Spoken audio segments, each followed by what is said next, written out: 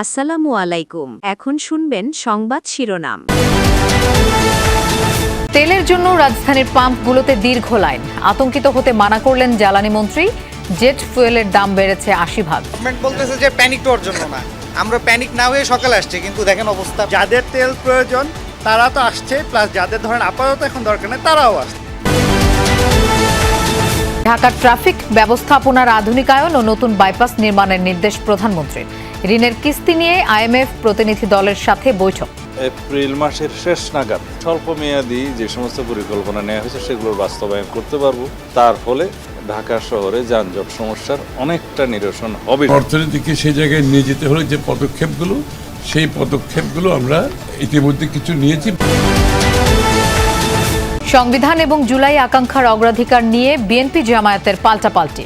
অন্তর্বর্তী সরকারের প্রায় 2 ডজন অধ্যাদেশ সংসদে পাঠানোর সুপারিশ। সংবিধান এবং জন আকাঙ্ক্ষা দুইটাকে সমন্বয় করে সংবিধান অবশ্যই সবার থেকে এগিয়ে থাকে। জুলাই আকাঙ্ক্ষাকে সামনে রেখে, এই চেতনাকে সমুন্নত রেখে সংবিধানের পরিবর্তন করার দরকার হলে পরিবর্তন হবে।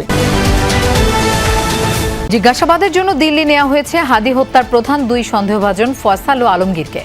দেশে ফিরিয়ে এনে বিচার সরকারের অগ্রাধিকার। আসসালামু আলাইকুম। এতক্ষণ শুনছিলেন সংবাদ শিরোনাম, এখন শুনবেন বিস্তারিত। জ্বালানি তেলের খোঁজে রাজধানীর এক পাম্প থেকে অন্য পাম্পে ছুটছেন পরিবহন মালিক চালকরা। সকাল থেকেই বেশিরভাগ ফিলিং স্টেশনে তেলের জন্য দীর্ঘ লাইন, কিন্তু মিলছে না কাঙ্ক্ষিত জ্বালানি। দুপুরের পর ডিপো থেকে পাম্পে তেল এলেও তা শেষ হয়ে যায় সন্ধ্যার আগেই। পাম্প মালিকরা বলছেন ডিপো থেকে তাদেরকে কম তেল দেওয়া হচ্ছে। রাজধানীর বিভিন্ন পাম্প ঘুরে দেখা যায় ফিলিং স্টেশন কর্তৃপক্ষ নিজেদের মতো রেশনিং করে তেল দিচ্ছে।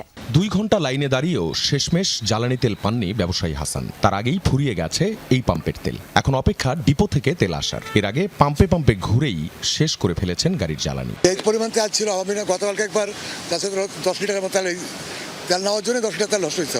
লাইনে দাঁড়ানো অনেকের বেলায় ঘটেছে এমন। তোরা পাম্পে গেছি, খালেক পাম্পে গেছি, এসপিতে গেছি, ওখান থেকে ইউটার্ন নিয়ে আবার এখানে আসছি। 11টা পাম্পে গেছি, গাজীপুর চৌরাস্তা থেকে শুরু করে বিজয় সরণির ওই মাথা মতো সিরিয়াল। তো ওখান থেকে মনে করেন যে গাড়িটা স্টার্ট করতে গেলে 150 গ্রাম করে তেল একবারে জায়গা। সকাল থেকে কেউ কেউ এতটাই বিপাকে যে পরের কয়েকদিন কি করবেন বুঝে উঠতে পারছেন না। আমার গাড়িতে একটু তেল নেই, যে ধাক্কায় নেব আমার আর পায়ে সমস্যা। গভর্নমেন্ট বলতেছে যে প্যানিক হওয়ার জন্য না, আমরা প্যানিক না হয়ে সকালে আসছে, কিন্তু দেখেন অবস্থা। প্যানিক হওয়ার মতোই তো অবস্থা। যাদের তেল প্রয়োজন তারা তো আসছে, প্লাস যাদের ধরেন আপাতত এখন দরকার নেই তারাও আসতেছে। জ্বালানি তেলের অপেক্ষায় লাইনে যখন শত শত যানবাহন, তখন পাম্প সংশ্লিষ্টরাও অপেক্ষায় কখন ডিপো থেকে আসবে তেলবাহী ট্রাক। 45 থেকে 50 হাজার তেল লাগে, তো সেখানে আমার 18,000 তেল আমার আজকে উঠাইতে পারবো। তো বাদবাকি এটা শেষ হওয়ার পরে বাদবাকি তোমার পাম্প বন্ধই রাখতে হবে। দুপুর 1টার পর ফতুল্লার 4 ডিপো থেকে তেলবাহী ট্রাকগুলো ঢুকতে থাকে রাজধানীর পাম্পে। অবসান ঘটে দীর্ঘ প্রতীক্ষার। সবাই চান ফুল ট্যাঙ্ক তেল, কিন্তু এক এক পাম্পে এক এক রকম রেশনিং। 500 টাকা দিতেছে বস। 100 টাকা করে দিতেছেন, এর চেয়ে বেশি দিচ্ছেন না, এর থেকে বেশি দেওয়া হচ্ছে না। ডেইলি তাহলে এইভাবে দিবেন? এইটা কি আপনারা নিজেরা সিদ্ধান্ত নিয়েছেন? এটা অফিস থেকে বলছে যে তেল তো কম, সবারই যেন অল্প করে সবার পৌঁছেই দেওয়া। একদিকে রেশনিং, অন্যদিকে আবার গ্যালনে করে তেল নেয়ার ঘটনাও চোখে পড়ে। ডিপো থেকে নিকুঞ্জের এই পাম্পে তেল নিয়ে এসেছেন আনোয়ার। বললেন ডিপো থেকেই কোটা পদ্ধতিতে তেল পেয়েছেন আগের চেয়ে কম। এই 13.5 ডিজেল আর অকটেন 18 মতো পাওয়া গেছে। আর অন্য সময় কত পেতেন? অন্য সময় আরেকটু বেশি পাওয়া যেত। এখন যে পরিমাণ তেল নিয়ে আসছেন, এটা শেষ হইতে কতক্ষণ লাগবে? এইটা তো মনে হয় বিকাল নাগাদ শেষ হয়ে যাবো। এদিকে যখন তেলের জন্য লম্বা লাইন, তখন ফতুল্লার তেলের ডিপোগুলোতে অপেক্ষায় শত শত ট্রাক। ডিপো বলছে আগের বছরের এ সময়ের তুলনায় 20% তেল কম দিয়ে রেশনিং করছে তারা। তেল নিয়ে আতঙ্কিত না হওয়ার পরামর্শ বিদ্যুৎ ও জ্বালানি মন্ত্রীর। তিনি আবারও জানান দেশে তেলের পর্যাপ্ত মজুদ রয়েছে। হঠাৎ করে মানুষ হুমড়ি খেয়ে পড়ছে পেট্রোল পাম্পে।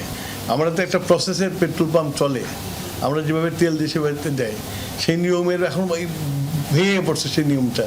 যারা নাকি সারা দিনে যে তেল বিক্রি করতো সেই তেল 3 ঘন্টায় শেষ করে ফেলছে। তো ন্যাচারাল তেল শেষ হয়ে যাবে। তো ট্রাফিক ব্যবস্থার উন্নয়নে ঢাকার চারপাশে নতুন বাইপাস, শহরের ভেতরে ওভারপাস ও আন্ডারপাস নির্মাণের মতো বেশ কিছু পরিকল্পনা হাতে নিয়েছে সরকার। সচিবালয়ে প্রধানমন্ত্রী তারেক রহমানের সভাপতিত্বে ট্রাফিক ব্যবস্থাপনা নিয়ে অনুষ্ঠিত বৈঠকে যত্রতত্র বাস কাউন্টার অপসারণ ও 5টি আন্তঃজেলা বাস টার্মিনাল শহরের বাইরে স্থানান্তরের সিদ্ধান্ত হয়। বৈঠক শেষে স্বরাষ্ট্রমন্ত্রী সালাউদ্দিন আহমদ জানান, এপ্রিলের শেষে স্বল্পমেয়াদী পরিকল্পনা বাস্তবায়ন করতে পারলে এর সুফল পাবেন নাগরিকরা। ঢাকা যানজটের শহর, ঘন্টার পর ঘন্টা সড়কেই সময় পার। চলন্ত ঢাকা হয়ে পড়ে স্থবির, নষ্ট হয় নাগরিকের কর্মঘণ্টা। তীব্র জটে মানসিক ও শারীরিক অসুস্থতাও বাড়ে। এবারের নতুন রাজনৈতিক সরকার পদক্ষেপ নিচ্ছে যানজট নিয়ন্ত্রণে। ঈদের ছুটির পর প্রথম কর্মদিবসেই ঢাকা শহরের যানজট নিয়ন্ত্রণ ও ট্রাফিক ব্যবস্থাপনা আধুনিকায়নের লক্ষ্যে প্রধানমন্ত্রী তারেক রহমানের সভাপতিত্বে সচিবালয়ে মন্ত্রিপরিষদ বিভাগে সভা অনুষ্ঠিত হয়। প্রায় 3 ঘন্টার এই বৈঠকে যোগ দেন স্বরাষ্ট্রমন্ত্রী, সড়ক পরিবহন ও সেতুমন্ত্রী, ঢাকার 2 সিটি প্রশাসক, পুলিশের আইজি সহ ঊর্ধ্বতন কর্মকর্তারা। বৈঠক শেষে স্বরাষ্ট্রমন্ত্রী জানান, কর্মঘণ্টা যেন নষ্ট না হয় সেজন্য ব্যাপক পরিকল্পনা হাতে নিয়েছেন প্রধানমন্ত্রী। দেশীয় প্রযুক্তিতে ট্রাফিক সিগন্যাল অটোমেশনের পরিকল্পনার কথাও জানান তিনি। এপ্রিল মাসের শেষ নাগাদ মোটামুটি স্বল্প মেয়াদী যে সমস্ত পরিকল্পনা নেওয়া হয়েছে সেগুলোর বাস্তবায়ন করতে পারবো। তার ফলে ঢাকা শহরে যানজট সমস্যার অনেকটা নিরসন হবে স্বল্প মেয়াদে। তারপরে মধ্যমেয়াদী এবং দীর্ঘমেয়াদী পরিকল্পনাগুলো বাস্তবায়ন করলে আশা করা যায় এই আমাদের ট্রাফিক সিস্টেমের একটা ব্যাপক উন্নয়ন হবে। ঢাকার 2 সিটির প্রশাসক জানান, ট্রাফিক সমস্যা সমাধানে কিছু বিষয় চিহ্নিত করে সমন্বিতভাবে তা সমাধানের উদ্যোগ নেওয়া হচ্ছে। জ্বালানি সহ চলমান যুদ্ধ পরিস্থিতিতে অর্থনৈতিক চ্যালেঞ্জ মোকাবেলায় IMF এর সহায়তা চেয়েছে বাংলাদেশ। এ বিষয়ে আশ্বাসও পাওয়া গেছে সংস্থাটির কাছ থেকে। সকালে সচিবালয়ে IMF এর এশিয়া প্যাসিফিক ও দক্ষিণ এশিয়ার পরিচালক কৃষ্ণ শ্রীনিবাসনের সাথে বৈঠক শেষে একথা জানান অর্থমন্ত্রী আমির খসরু মাহমুদ চৌধুরী। বিএনপি সরকার গঠনের পর IMF এর কোনো প্রতিনিধি দলের প্রথম সফর। সকালে সচিবালয়ে প্রধানমন্ত্রী তারেক রহমানের সাথে সৌজন্য সাক্ষাৎ করেন IMF এর প্যাসিফিক ও দক্ষিণ এশিয়ার পরিচালক কৃষ্ণ শ্রীনিবাসন। পরে অর্থ মন্ত্রণালয়ে বৈঠক করেন অর্থমন্ত্রী আমির খসরু মাহমুদ চৌধুরীর সাথে। ঘণ্টাব্যাপী বৈঠক শেষে অর্থমন্ত্রী জানান, বিএনপির নির্বাচনী ইস্তেহারে অর্থনৈতিক যে সংস্কারের কথা বলা হয়েছে তা বাস্তবায়নের বিষয়ে আলোচনা হয়েছে। জানান, চলমান যুদ্ধ পরিস্থিতিতে জ্বালানি সহ অর্থনৈতিক চ্যালেঞ্জ মোকাবেলায় সহযোগিতার আশ্বাস দিয়েছে IMF। জুলাই যোদ্ধাদের দায় মুক্তি দিয়ে অন্তর্বর্তী সরকারের অধ্যাদেশ বহাল রাখা সহ প্রায় 2 ডজন অধ্যাদেশ সংসদে পাঠানোর বিষয়ে একমত হয়েছে সংসদীয় বিশেষ কমিটি। তবে গুম খুন প্রতিরোধ, পুলিশ কমিশন ও সুপ্রিম কোর্ট সচিবালয় সহ কিছু অধ্যাদেশে সংশোধনী দিয়েছেন বিশেষ কমিটিতে থাকা বিরোধী দলের সদস্যরা। জুলাই আকাঙ্ক্ষাকে প্রাধান্য দিয়ে সংবিধান অনুযায়ী অধ্যাদেশ পর্যালোচনার কথা বলেছেন আইনমন্ত্রী মোহাম্মদ আসাদুজ্জামান। তবে সংবিধানের চাইতে জুলাই চেতনাকে গুরুত্ব দেওয়ার দাবি জামায়াতের এমপি রফিকুল ইসলাম খানের। সংসদের প্রথম অধিবেশনেই অন্তর্বর্তীকালীন সরকারের করা 133টি অধ্যাদেশের বিষয়ে সিদ্ধান্ত নিতে চায় সরকার। সেজন্য সরকারি ও বিরোধী দলের সদস্যদের সমন্বয়ে 14 সদস্যের সংসদীয় বিশেষ কমিটি করা হয়। বুধবার সেই কমিটির প্রথম বৈঠক অনুষ্ঠিত হয় সংসদ ভবনের ক্যাবিনেট কক্ষে, যেখানে অধ্যাদেশ যাচাই বাছাই করা হয়। বৈঠকে সভাপতিত্ব করেন অ্যাডভোকেট জয়নুল আবেদিন। যোগ দেন স্বরাষ্ট্রমন্ত্রী সালাউদ্দিন আহমদ, আইনমন্ত্রী মোহাম্মদ আসাদুজ্জামান সহ কমিটির বেশিরভাগ সদস্য।